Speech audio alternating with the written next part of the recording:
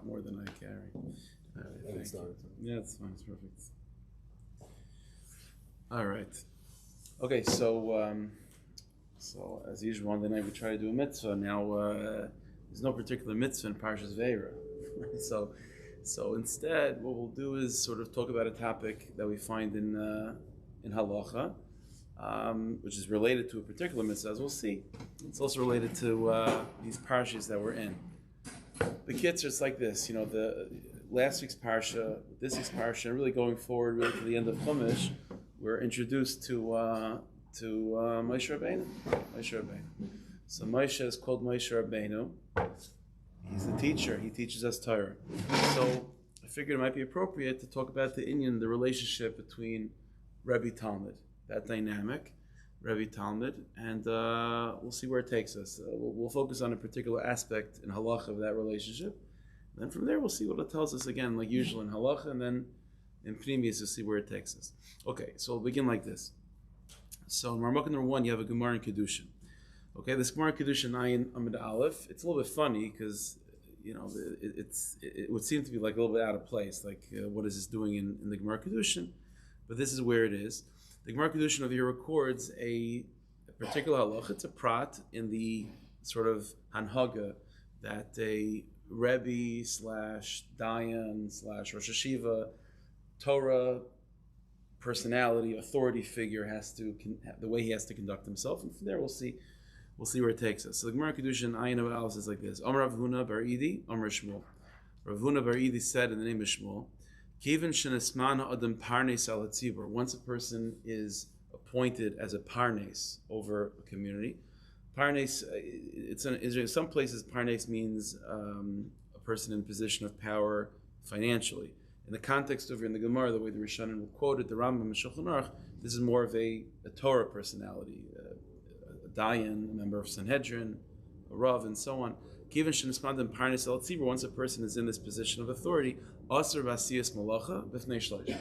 He's not allowed to do any work in public, so to speak, in front of 3 people. So any malacha that's in front of 3 people, a parnes al tzibur, a Dayan, v'chul, is not allowed to do in front of 3 people. Okay, that's the Gemara.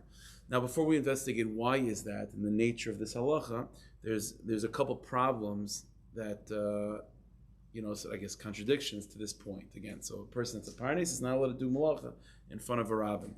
The problem is as follows. We'll go a little bit out of order. You take a look in Marmukah number 3. Okay, this is a Gemara, also in Gemara Kedushin, Mem Aleph, Mem Aleph, a more well-known Gemara.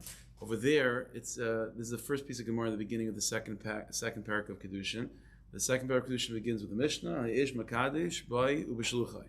Right? That a person is able to be Makadesh and Isha, to get married. Bai, he could do it himself. He could give the woman a Tavas, Harayab Mekdeshes Li, Bishluchai, or with his messenger, he could send the Shliach. Ask the Gemara, so Marmukah number 3, Hash the Bishluchai Makadesh.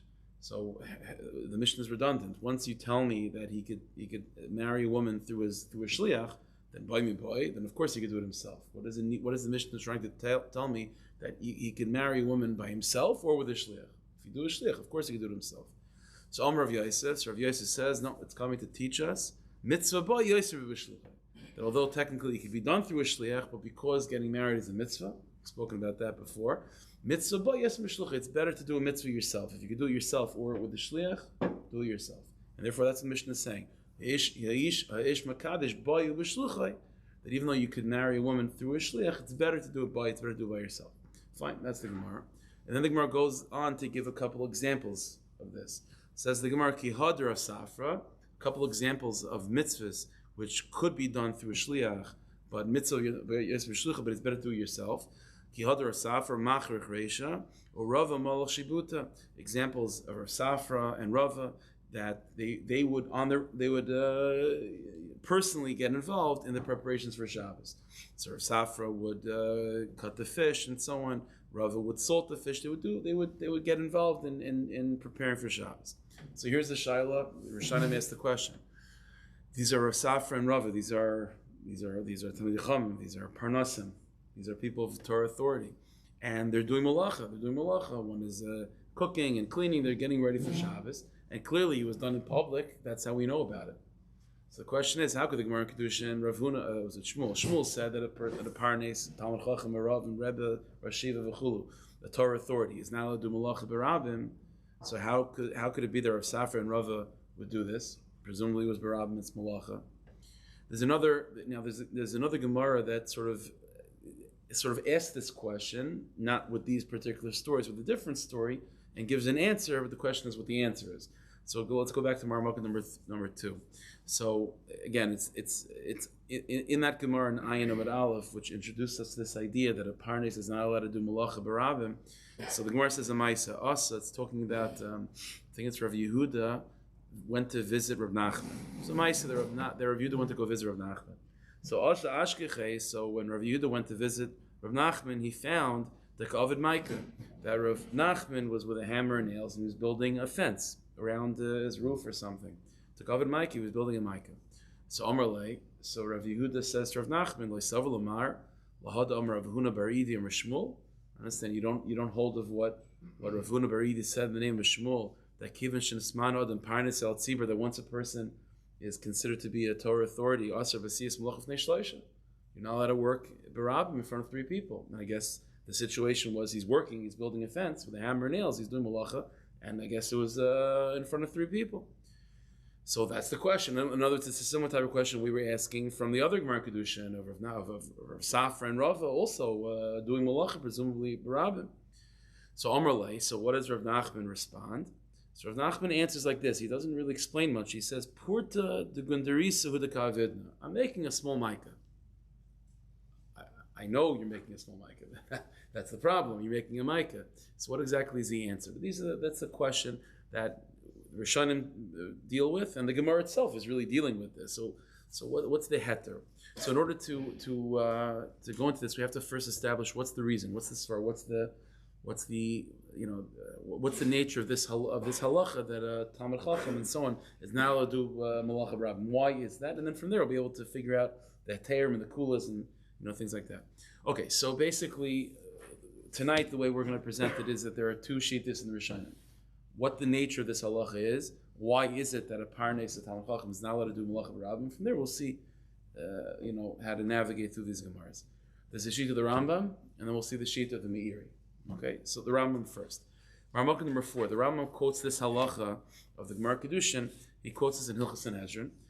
So it's in Sanhedrin per Chaf Hei, halacha Gimel through Dalet. This is where the Rambam quotes it. Now the context of this halacha, that whole parak in per Chaf Hei in Sanhedrin, it's a fascinating parak b'chlal. That parak is talking about sort of the relationship between how he's a dayan, that's in Hilchos Sanhedrin, how a dayan has to view the city that he's in charge of, and how the city has to view the dayan.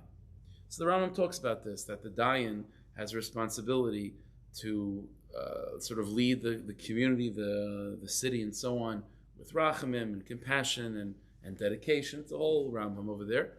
And then he talks about the other side of things. How does the city, how does the tzibur have to view the dayan?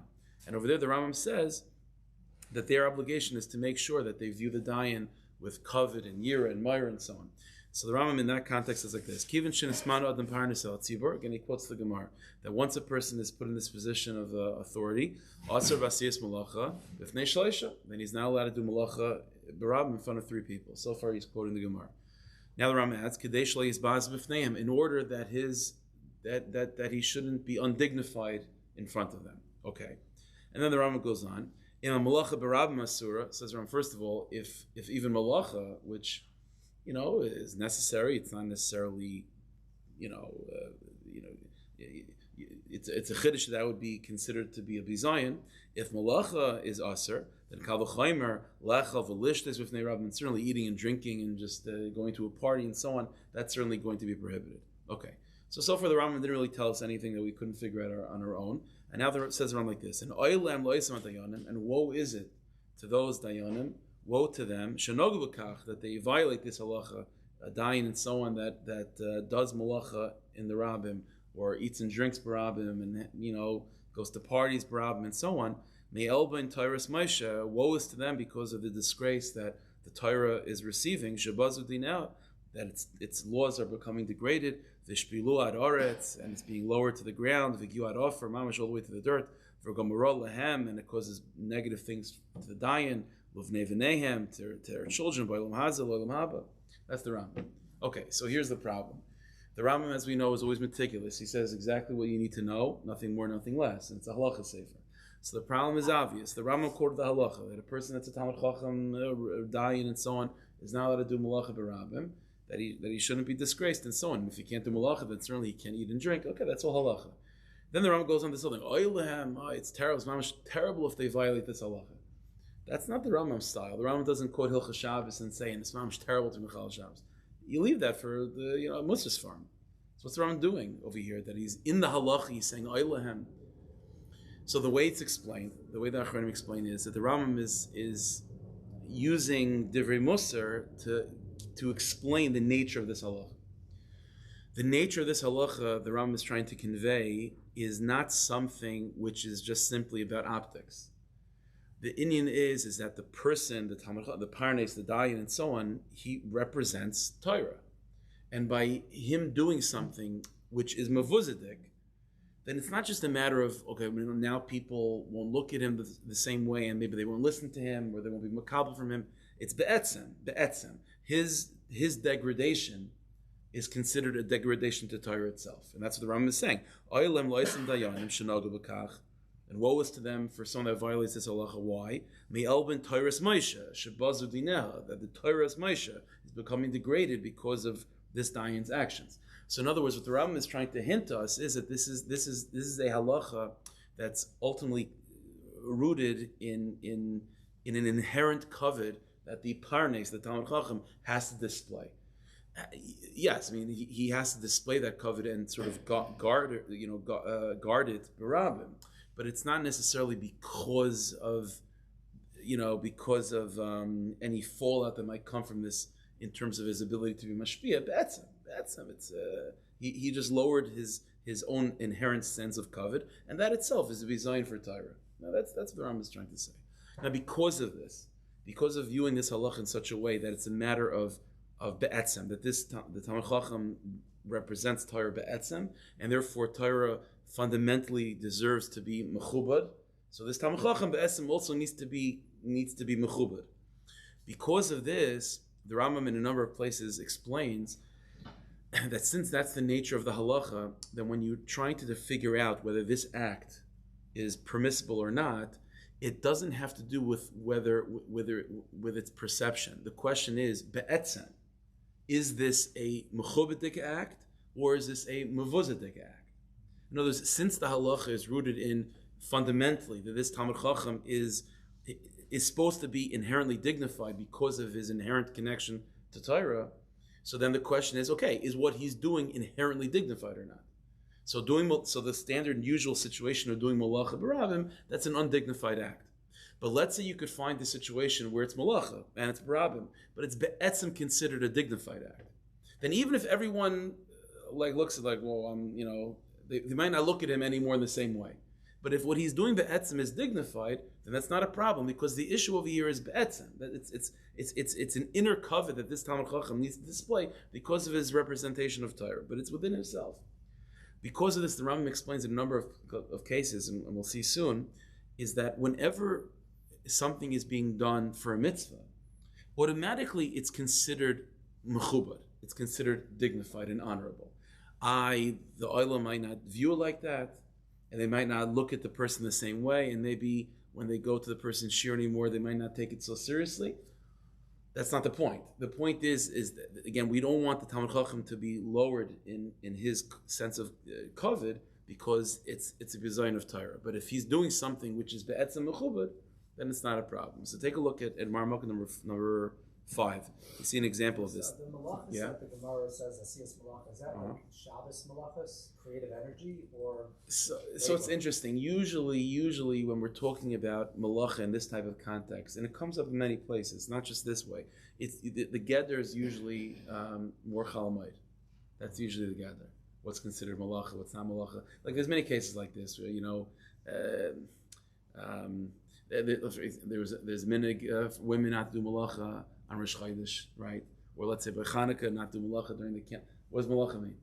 So usually the way it's got, it's more of a chalamoid. If this is something you do in chalamoid, that's not called malach in this context. So we're not talking about writing, because but we're talking about something that for chalamoid purposes would be malacha. That's usually the gather. So in Ramah number 5, the Rambam in Hilchos Shabbos quotes the Gemara in Kedushin about Rav Safra and Rava who did malacha for Kavod Shabbos, and you'll see what the Rambam says. Again, there's an Hilchos Shabbos parak Lamed Halacha Vav. Says the Rambam, Af al pi shaya adam chashav b'yaiser. Even if a person is an adam chashav, like Rav Safra and Rava, ve'ein darka likach dvar min hashok, and therefore it's usually not becoming of him to go shopping in the street. Or even not to do malacha that are, taking care of the house. Nevertheless, he's mechuyev to do them. That is dignified for him. That is his kavod. To be able to say that he's physically involved in preparing for Shabbos. And he gives examples. The Chum Rishayim earlier Tanaim and Amoraim, they would some of them would cut the wood in order to cook for Shabbos. Some would cook themselves. The Chol Hamar the more you do, the more praiseworthy you are. So again, the Mefarshim asks, what's the Rambam adding these words? Shazel Kvaydai. Say it, even though you're not you don't usually take care of these types of things, but on Shabbos it's a mitzvah, so you do it. What's the Rambam adding Shazel Kvaydai? The answer is the Rambam is adding those words to explain how this is okay, despite what he wrote in Hilchos Sanhedrin. The Hilchos Sanhedrin, he quoted the Gemara in Kedushin that a Talmid Chacham is not allowed to do malacha b'rabbim. So why is he allowed to do this? The answer is because Shazel Kvaydai. In other words, again, the whole issue of that halacha in Hilchos Sanhedrin it's a question of be'etzem. Like, is the Talmid Chacham doing something which be'etzem is mevuzadik for him, or not? Well, the answer is, yeah, usually cooking and cleaning and going shopping in the street might be mevuzadik, but if it's l'kavod Shabbos, it's not mevuzadik. Someone in online in Gourmet Glad or in Kol Save, behind the dayan doesn't know why he's shopping. It doesn't make a difference. The etzem, what he's doing is shizok k'vayda. Just like the David and Michal discussion. Very good. Yes, we're going to get there. Exactly. It's a similar situation in Tanakh for such a thing. So we're going to see that then. So, you can say that it's going to be Machlekes Rishonim, Michal and David, but we'll get into that. So Marmukah number 6, the Rambam gives there's another example of this, and this is probably an extreme example. But Judas, before we get to Marmukah number 6, but just to go back to the Gemara in Kedushin that had that conversation, if you remember, between Rabbi Yehuda and Rav Nachman, right? So Rav Yehuda sees Rav Nachman doing malacha, and Rav Nachman responds, no, purta de gondisa hu de kavya, I'm making a small micah. So according to the Rambam, what is the meaning of the Gemara's answer? What is Rav Nachman's answer? Rav Nachman's answer is, I'm building a micah. In other words, it's a mitzvah. There's a mitzvah in Torah to build a micah. You didn't know that it was a micah, right? You just saw me going like this, which means that you're right. Maybe optics-wise, it didn't look good for me. But I'm telling you, Betzim, it's a mitzvah. The shizok kvaydei, that's the covet. Now, there's another example of Talmidei Chachamim, Dayanim, Nevi'im, doing things which is be'etzem, which usually is not lefi kvaydam, and not just the small little zach, but like mamish, full on display, and that is Simchas Beis HaSheva, right? So we know that the Gemara is marich about Simchas Beis HaSheva at the end of Maseches Sukkah, and the Rambam talks about at the end of Hilchos Lulav, that Simchas Beis HaSheva was like, everyone was there, right? And who was juggling and doing cartwheels and all these types of things? The tzaddikim, mamish the tzaddikim. So that's something that, again, like the Rambam said, if you can't do malacha b'ravin, then doing cartwheels and juggling is certainly not something that a Talmid Chacham and a dayan should be able to do.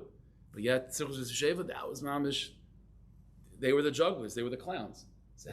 Such a thing. When Yehuda met Rav Nachman, the Gemara says he saw that he's making a makkah. Yeah. So the premise is that there's a mitzvah going on. Love dafka. His answer is, making some small. It sounds like he's. So we're going to see about that soon. This is you're touching on how the Meiri explains the Gemara, but according to the Rambam, it's one of two things: either Rav Nachman responding to Rav Yehuda is telling him this heter that when you do a mitzvah it's okay, or it wasn't clear that it was l'shem mitzvah. That wasn't. He stresses the fact that it's small. I know we're going to see that soon. The Rambam clearly didn't learn like that. The Rambam learns that the focus is just the fact that it's a micah. That's how. You should answer that. Huh? He didn't answer that. He said I'm making a small mica. He said I'm making a small mica. Why would he add the word small? Again, we'll see about that. So the truth, so the next line of the Gemara is that Rav Yehuda responds back to Rav Nachman, why are you calling it a Gundisa? The Torah calls it a Micah. Right, so that itself is part of the conversation that they have. So that's how, again, the issue in the Rambam is that why does Rav Nachman add the word Purta? Say I'm building a Micah. We'll see that soon. But if you take a look at Marmukah number 6, the Rambam, again in Hilchos Lulav, where he's talking about this mitzvah of Simchas Beis Sheva, so he describes it as follows: Mitzvah harbais b'simcha zu. It's a mitzvah to be marbe in the simcha. Again, this is a little bit just background. This was not something the performers were not the am ha'aretz and anyone. El gedolei chachmei Yisrael v'roshei yeshivas v'sanhedrin v'chasidim hazakenim v'anshei ma'isa heim shei merakdim u'mesafkin u'menagdim u'mesamchim b'migdash meichag hasukas. They were the ones that were doing all the simcha. Avakolam, Hanoshim, Vanoshim, everyone else, men, women, and so on, Kulam, Boy, and Liris, Lishmei, they would come to look and to listen. Fine. So that's the surah of Simchas Eva. Again, and the problem, again, sort of between the lines that the Rambam is about to address right now is this is not Bakavidik for Rosh Sanhedrin to do such a thing. And Hilchos Sanhedrin says you're not allowed to do that. So says the Rambam, HaSimcha sheyismach adam b'asiyas hamitzvah. The simcha that a person has and displays when you're doing a mitzvah, we have a sakel shetziva b'hem, and an expression of your love of Hashem, who command you to do the mitzvah. Avodah gedoili. It's a big avodah. It's a big avodah. And he goes on, v'cholamagis daitai v'choylik kavod la'atzmai, and fakert. Whoever has the haughtiness to what and wants to be mechabed himself, wants to be dignified, u'meskavid be'einav v'mekoyim yiseilu, and Davka does not display, what would usually be considered mevuzadik in yonim through simchas, in an expression of your simchas mitzvah and avodas Hashem. You want to hold on to your dignity. Chayte, you're sinning because you're doing the wrong thing. V'shaita, and you also shaita. Why are you a shaita? Because adrabah, you want to have kavod. The way to have real kavod is to serve the Rebbeinu Shalom. Anything you do that's avodas Hashem does his kavod. V'chalamash b'latzmai fakert. If you lower yourself, umekel gufay, and to sort of have a little bit of lightness towards yourself. That's covered. That's covered. So again, the Rambam is writing all of this again to deal with this issue. So this is the aside. Okay, according to the Rambam, it's very pashut. The fundamental point of this whole halacha is it's a question of the etzem. The Talmud Chacham represents Torah, and Torah needs to be considered to be mechubed. The Talmud Chacham needs to be mechubed. So he has to do things that are mechubedik. What's considered not mechubedik? Derech klal malacha barabim. But if those malachas are l'tzarech mitzvah and yoni avodas Hashem, then that is covered. That's covered to serve the Rebbeinu Shalom. It's a mechubedik thing that you have the opportunity to serve melech malachim malachim. It's kaval gezach. That's covered, and therefore that's okay. That's how the Rambam deals with these subjects. Okay. Now I mentioned, but this is all the Rambam. There's another sheet of the Meiri. Okay. Now if you take a look at Marmukah number 7, the Meiri, going back to the original Gemara Kedushin, records this halacha that we saw from the Gemara, but he explains it not like the Rambam, as you'll see. So it says the Meiri like this, again, in number 7. Kol shemamuna parnas al tzibur, again, he quotes the same Gemara. Once a person is appointed as a authority over the tzibur, manhikam, and he's the leader, so roy loy linhag va'atzmei surara, so he has to conduct himself with a sense of authority. Shal yazunu eni habrius mimenu derech hedyotis, and that, in other words, that no one should see him acting in a common way, in a way of a hedyot. Why? In other words, or to do something in public in a way that makes him sort of just common with everyone else. It says in Meiri, and what's the issue? The issue is then they won't be able to hear him. They won't be makabel from them. He won't be able to be mashpia on them the way he's supposed to. That's the Meiri. And because of this, Chazal said, you're not allowed to do malacha b'rabim. So again, stop here for a second. What's the Meiri saying? In the Rambam, again, the issue was a question of etzem. Is the person is obligated as the Talmud Chacham to embody kavod HaTorah? If the person is doing something that's be'etzem, not mechubedik, then that's a zilzal in Torah, that it's a problem within him. So then the issue was, okay, so what is he doing something that's be'etzem mechubed, that's not mechubed? And that was the point. And therefore, says the Rambam, all these examples we saw before, Shabbos and Simchas Sheva, if be'etzem what he's doing is Avodas Hashem and for the sake of a mitzvah, then fine. But the Meiri is telling us not like that. The Meiri is introducing a new svar that the side over here is what? Not be'etzem covered. He practically the Dayan has a responsibility of teaching Torah, of being madrich people, of leading and guiding. They're not going to be makabel from him if they see him on an equal playing field. There has to be that hierarchy. They have to see him higher. And so therefore says the Meiri, that's why he can't lower himself, because of the way that other people will look at him. Well, in the Meiri's way of thinking, even if he's doing something which be'etzem is mechubed, but if no one chabs it like that, if people don't see it like that, then it's still going to be a problem.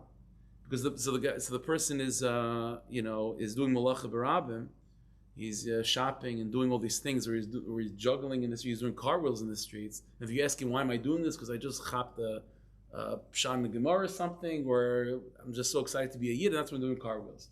So the Ram would say, Gvaldik, doing cartwheels, Gvaldik, Mamish, Avodas Hashem. The Meiri is going to say, it's true it's Gvaldik and Avodas Hashem, but you're being Mavazi yourself barabim, and now the people that you have to be mashpia are not going to be makabel from you. So that's the problem.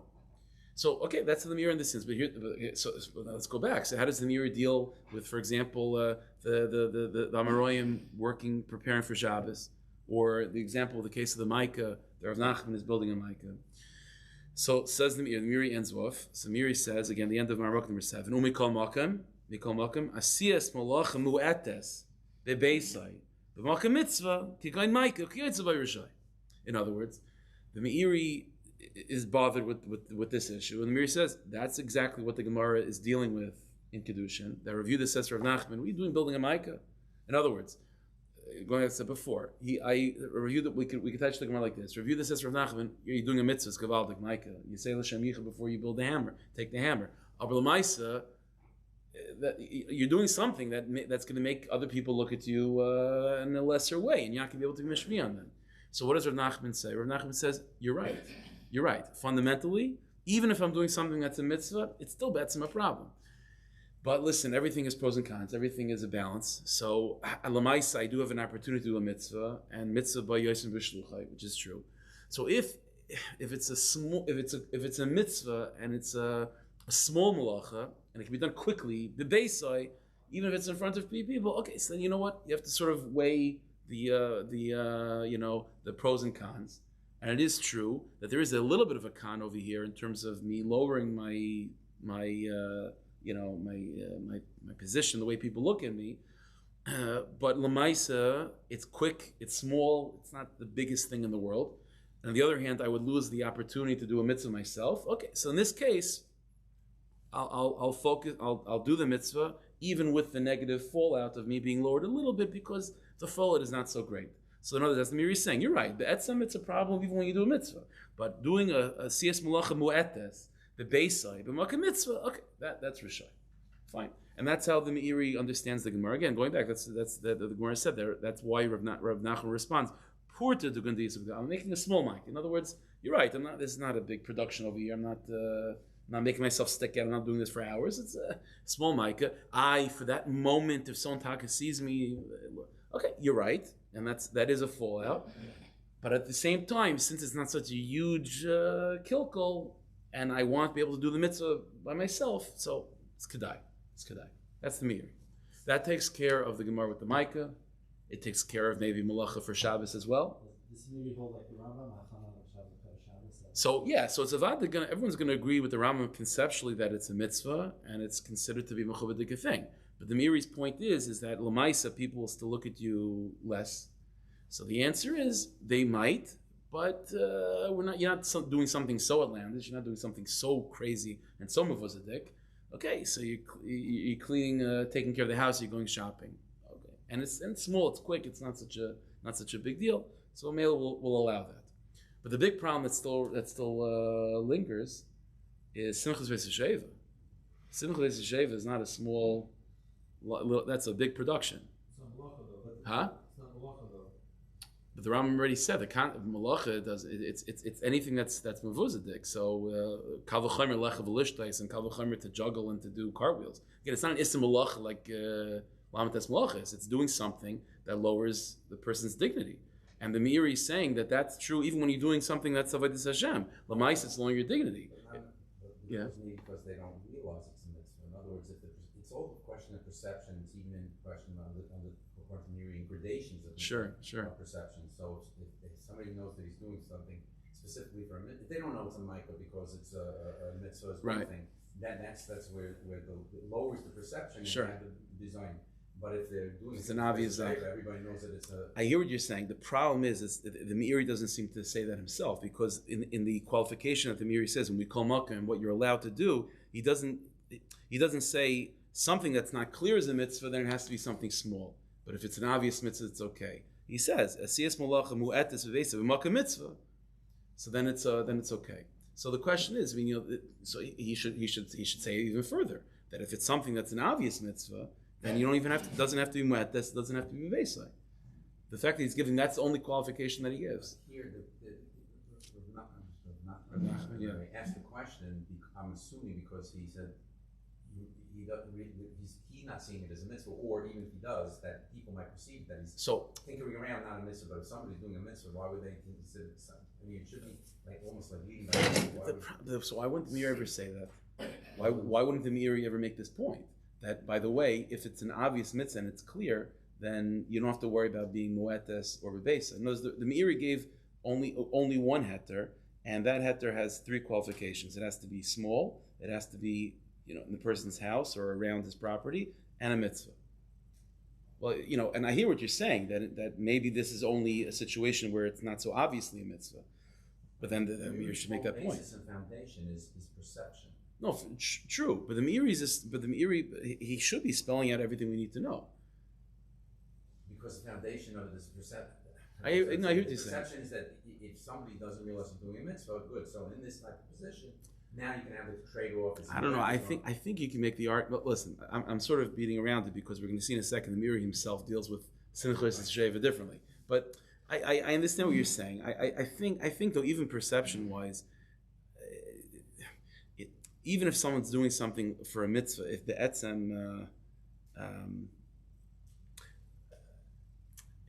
if it creates a certain image that sticks in the guy's head, then that's the image that they're going to see every time the person says a shir. You know what I'm saying? So even if it's a mitzvah, it's not the zil. Let's put it this way: the bizayin. I don't think the bizayin is.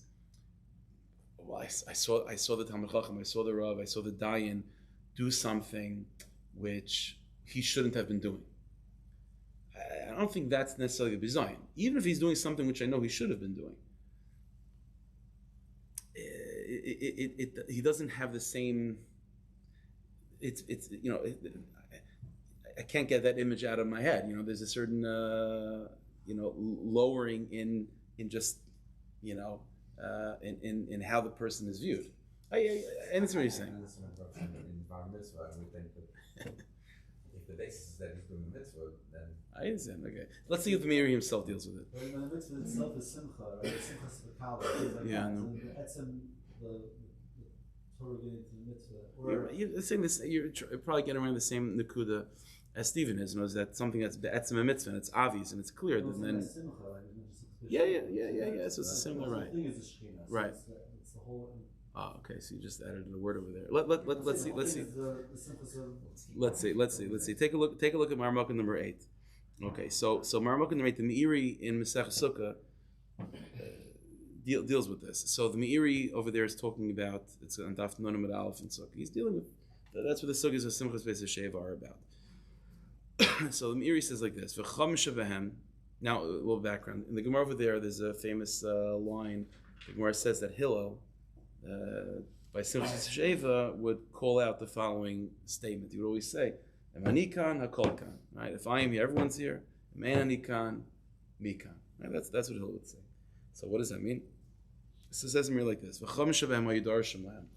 The Chachamim would during Simchas Sheva would darshan the following Torah. She is kumilachtai, to avoid a couple things, in order to avoid that the simcha shouldn't get out of hand, right? That there shouldn't be any chait that's taking place during the simcha. Tina believe in the simcha, and they shouldn't feel uncomfortable. They shouldn't have any tina believe in the tightness. They shouldn't have any sense of like Yeah, they shouldn't have like any. They shouldn't be fartained over the fact that they have to be the jugglers and the performers over here. They shouldn't have a tina belibim. Shouldn't be any discomfort in the heart. V'hu shayechad mehem oimer al shem HaKadosh Baruch Hu, and this was by and this chizik that the chum shouldn't hold back. They shouldn't feel any discomfort over the simcha that they're displaying. Was given by Hillel, that Hillel would say in the name of the Rebbeinu Shalom, Imani kan hakol kan. In other words, when Hillel said Imani kan, Imani me, everyone's here, it doesn't mean me Hillel, it means the Rebbeinu Shalom. Imani kan hakol kan. Kloimer, Imani mashu shchinasi b'neihem. If I am the, if the Shechina Hakadosh is here, if the presence of the Rebbeinu Shalom is revealed in here, then hakol kan, then everything is here. The main anikan, but if the Shechina is not here, then mikan, then anachanami, there's nothing here. Whereas a toiba kavanasam v'rayin libam, and that's dependent on how they relate to that matzah, that it should be in a way where the Shechina Hakadosh is comfortable to be there. In other words, what the Meiri is telling us is, again, he doesn't reference, the Gemara Kedushin, all these things, but what the Meiri is telling us is that there's something unique to Simchas Beis HaShoeva, that there was something about Simchas Beis HaShoeva which there would have been a taina, there would have been something making the tzaddikim a little bit uncomfortable in the display of simcha that they're having, and to make them at ease, the response is manikan hakol kan. If the Shechina is here, don't worry about it. Hakol kan, everything is here. So the suggestion that I'm making is as follows: is that the fundamental point that this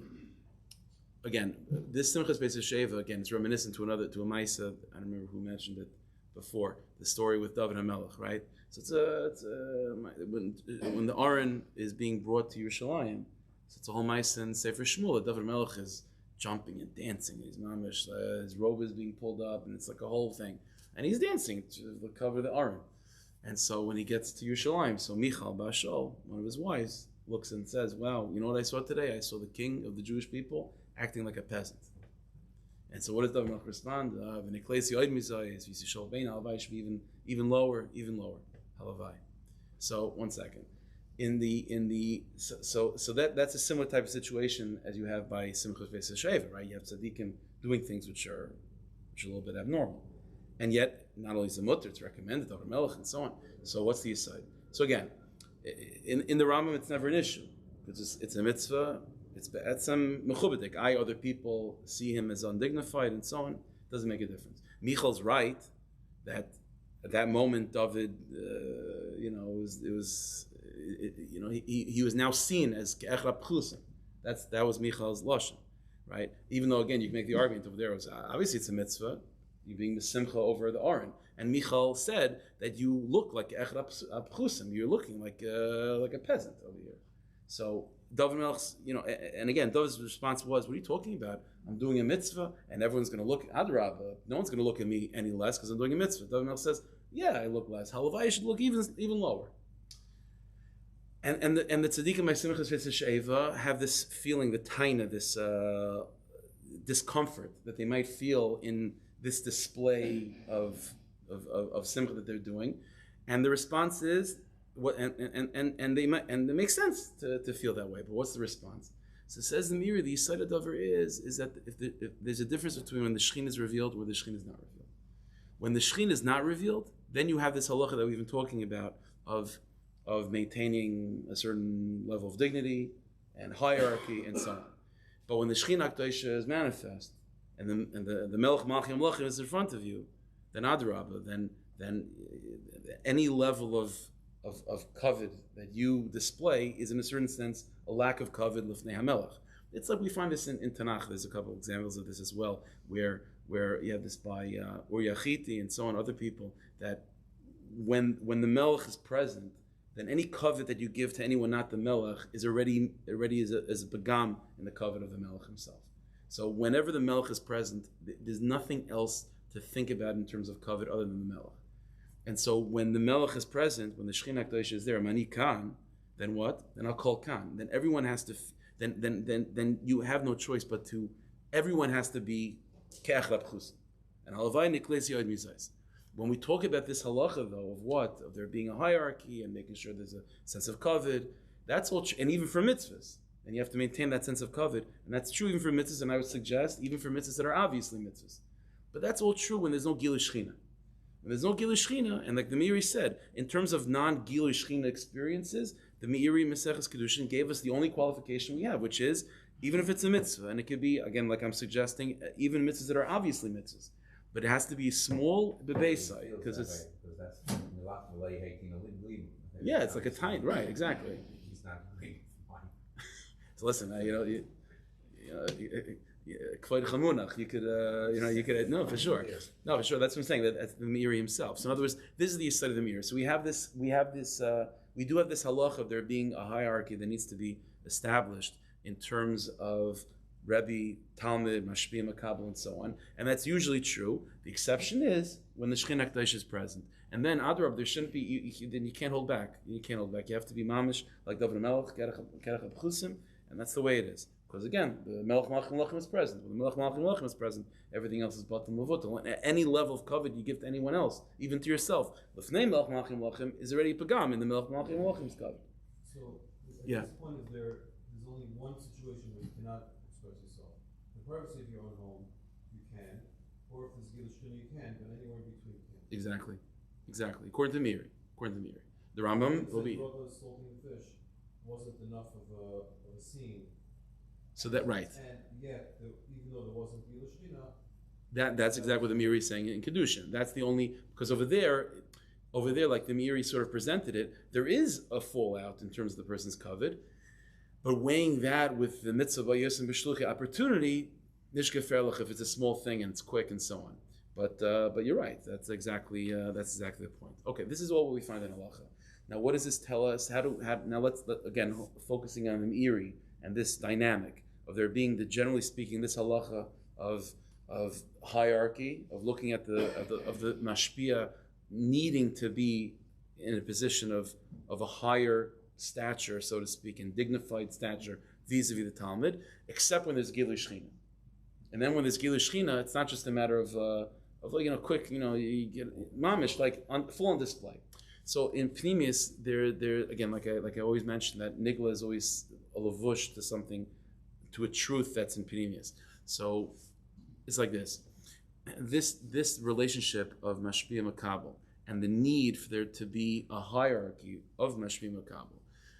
So it's like this. This is an idea that I cannot always talk about this, but to put it in these words, when you have, let's say, a Rebbi and a Talmud. So a Rebbi is teaching a Torah, he's teaching a Gemara, whatever it is. So the Rebbi has the information, the Talmud obviously doesn't, and the Rebbi is giving over that information that he has to the Talmud. Now, automatically, whenever you're talking about a Rebbi Talmud, fundamentally, even after the Rebbe gives the information to the Talmud, the Rebbe always understands it on the Rebbe level versus the Talmud who understands it on the Talmud level. Like by the very definition, it's not like with a candle and so on.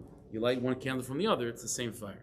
But when you're talking about Mashpia Makabel, Rebbe to Talmud, by its very definition, even the information that the Rebbe is giving over to the Talmud, if he's truly a Rebbe, he's not just a tape recorder trying to just give something over. If he's truly a Rebbe and he's giving over a Torah that he understands L'fi Madrigasai, then automatically the Talmud's level of understanding and grasping that information, first of all, the Talmud does not have the information unless the Rebbe gives it to him.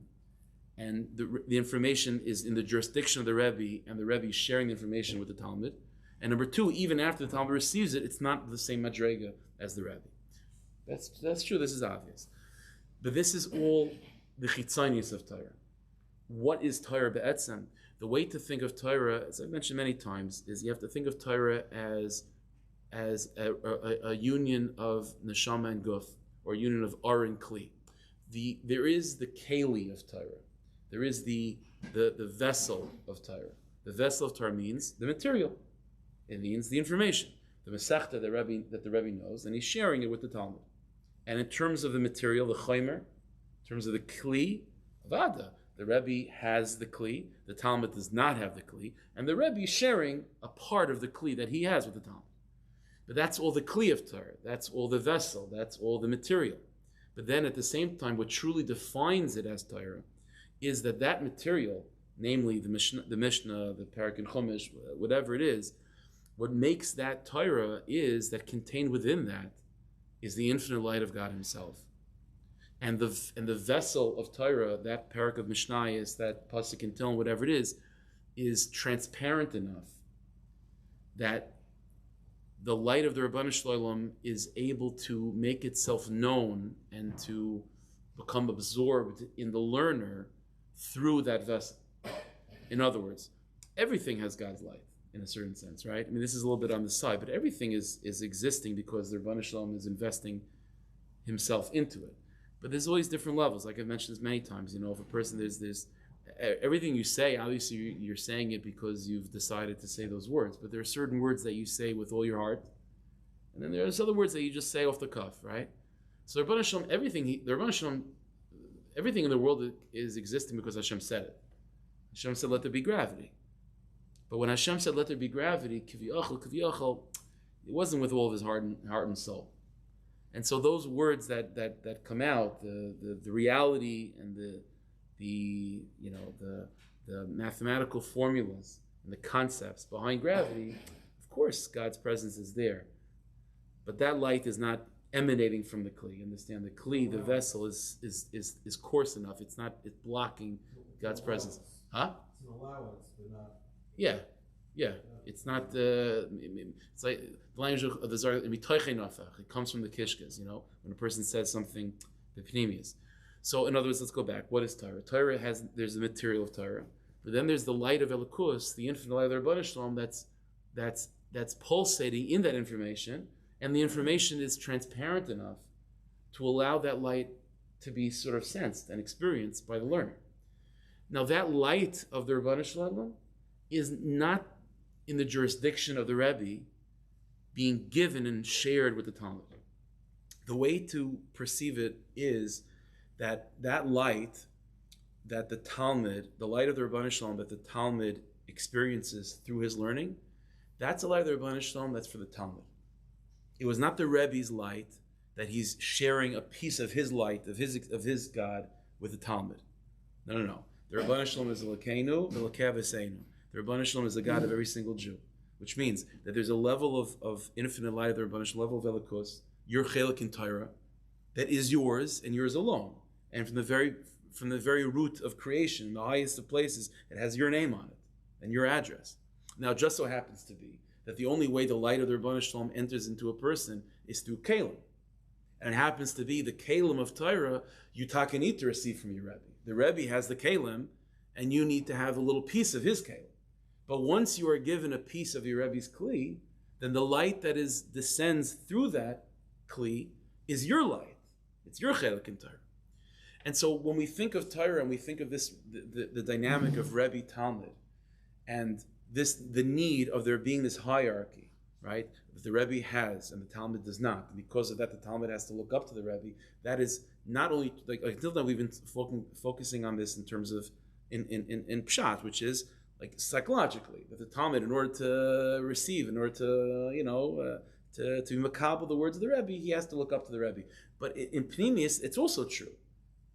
There has to be a fundamental hierarchy because the nature of Rebbe is that he has, and the Talmud does not. And the Talmud needs to receive from the Rebbe. And whenever you're receiving something that you do not have from a person that does have, automatically it means that person is higher than you.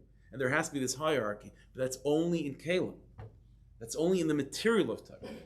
But in terms of the light of Elokus, that really truly defines it as Torah, that is emanating in the Kli, even though the Kli you have to receive from your Rebbe, but the light that defines that experience as Torah is truly yours. And so it might be traveling, from one neshama to the next, but it has your address on it. It has your name on it. That's your R. It's your Elokus. It's your Rebbeinu Shalom. When you experience, it's your letter of Torah. To experience that, it has to have the keli that you get from the Rebbe. Is that coming through the Rebbe? So it travels through the Rebbe, but even when it travels, the light, so to speak, travels through the Rebbe. From the very beginning, it was your chelik of Torah. It was your chelik. It was your experience of Elokus that somehow sort of travels through the system. But the Rebbe at that moment is really just a highway for that, and and he was never, it was never his to begin with, and it's something that it's a level of elikus that he himself is not experiencing at all. It's simply traveling through him. He has his own chelik of Torah, and the material that the Talmud learns is taka coming from the Rebbe. So the keli is something. So the material, the keli of the Talmud's Torah, the Torah of the Talmud is a piece of the Rebbe's Torah. But the light, the elikus that's pulsating in that kli, that's not the Rebbe's Torah. That's the Talmud's Torah. That's the Talmud's Torah. Now, because of this, now let's go back. This halacha that the Gemara Kedushin, according to the Miri, is telling us, which is what there has to be a hierarchy, right? Again, in the Rambam, this is not the Rambam. The Rambam says like the etzem, the kavod, we're not talking about that. In the Meiri, though, that there has to be this, for the dynamic of Rebbe Talmud, there has to be this hierarchy. But said the Meiri, that's all true, and that halacha exists, with one exception, though, if there's Gilu Shechina. If there's Gilu Shechina, then the whole system of hierarchy collapses. It's completely, it's irrelevant. Why? So in Nigla, right? So in Nigla we explain because listen, if the Melech Malchim Lachim is there, then any covet you give to another Melech is a pagam in the Melech Malchim Lachim. But in Pnimius, it's not it's much more clear in Pnimius because even the system of hierarchy is only true be'etzem when you're dealing with the Keli of Torah. But in terms of the R of Torah, then the light of Torah never required such a hierarchy to begin with. In terms of the light of Torah, then Mashva Katan V'Gadol, then the Rebbe is equal to the Talmud. The Talmud is equal to the Rebbe. The Rebbe has his light, and the Talmud is his light. It's an afternoon. Why does the Talmud have less light than the Rebbe? Because his Keli is less. But it's not because Be'etzim he's shaykh to less light. And Adarabba, sometimes you have an experience where the light of the Talmud can be greater and deeper than the light of the Rebbe. Elyonavi gave Elisha a bracha that he should have Pishnayim Bruchacha, that he should have double portion of Elyonavi.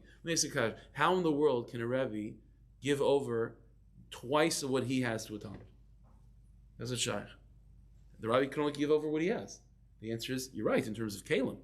But in terms of R, that's experienced, if the neshama of the Talmud is be'etzem, the sharish of the neshama of the Talmud is greater than the sharish of the neshama of the Rebbe, then even if that person is his Rebbe in terms of Kalim, but once he has the proper Kalim that he needs, the light that he experiences is his light, and his light might be deeper than the Rebbe's. And so once you have a situation where the light of Torah is being highlighted, then the whole system of hierarchy falls to the wayside. It's completely irrelevant. You still need a hierarchy, but that's only inside the chaymer, the keli, the chitzanis of Torah. In terms of the pnimis of the light of Torah, then fundamentally there's no system of hierarchy. So and that's exactly how this halach is being formulated, is that under normal circumstances where the light of Torah is not mamish apparent, and all you see and all that's experienced on the outside is the material of Torah, okay, then there's a hierarchy. And then when that hierarchy has to be maintained, even if it's be'etzem, a nice thing that the Rebbe is doing and he's doing L'Kavod Shabbos, but be'etzem, in order for him to be a Rebbe to his Talmidim, their hierarchy has to be maintained. But when there's Gilu Shechina, then fundamentally there's no, then the light of Torah is being manifest. When the light of Torah is being manifest, then the whole structure of hierarchy is completely irrelevant in terms of the light of Torah. And that's exactly how the halacha is displayed. And this is all rooted, just to end off, this is all rooted in Moshe Rabbeinu. Moshe Rabbeinu is Moshe Rabbeinu. So he's the teacher of Torah. And all material that we have, all the kelim that we have, are just pieces going back to the keli of Moshe Rabbeinu. But in terms of the light of Torah, every yid has their light. Every yid has their light. And we see this with Moshe Rabbeinu, for example, later on when Eldad and Medad, for example, were having their own prophecy. And their prophecy was what? It was Moshe Meis, Yeshua Machnes. That Yeshua is going to reach Madregas of Eretz Yisrael that Moshe Rabbeinu is not going to reach. And Yeshua ben Nun says to Moshe, Adoni Moshe Klein, such a thing you can't hear. We can't allow these people to say such things. In other words, the Rebbe has to be the Rebbe, you can't hear. So what does Moshe Rabbeinu respond? That every yid should be a Navi. In other words, what Moshe Rabbeinu is saying is that my fundamental purpose is, yes, to give everyone the kelim that they need, but ultimately the light that is the defining factor of Torah That's their own light. And it's true, like you mentioned, it does travel through neshamas. But as the light that's predestined for this particular Talmud travels through Nishmas Moshe, it's not Moshe's. It travels through him to eventually get to that person. That's Elder Nemeidin. And Alavai, everyone should be enough. And this is the nakud of what of how Torah works: the kli of Torah and the light of Torah, and that's ultimately this halacha that we're seeing expressing this idea. So hierarchy is necessary, but fundamentally, the concept of hierarchy in such a degree that the Rebbe has, and the Talmud does not have, that's only true in Chitzainis. From the light of Torah, fundamentally, it's not like that. Okay, no. Shall be zeicha to become Rebbeim for the people who need to become Rebbeim too, Talmidim for the people who need to be Talmidim too. And but also remember, and to get to that place of kulam yedu eisi, of the Rebbeinu Shalom being shavu mashakot magadol ani kan, so I call it kan, and everything's equal, and that's exactly what Avnei was saying, right? When you place yoid mizais, you see shavu beinai, you guys call tzedek, you have amen.